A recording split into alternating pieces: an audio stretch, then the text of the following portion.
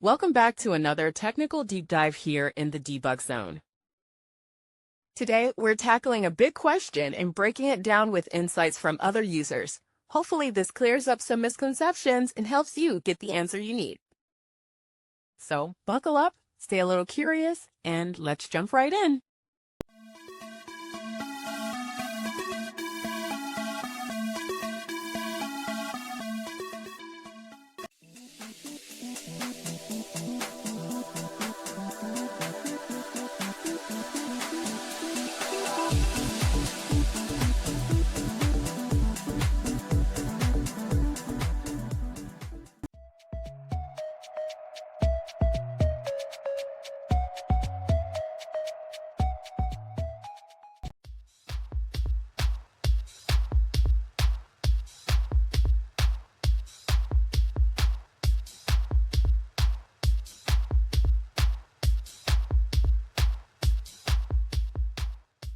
And that's a wrap.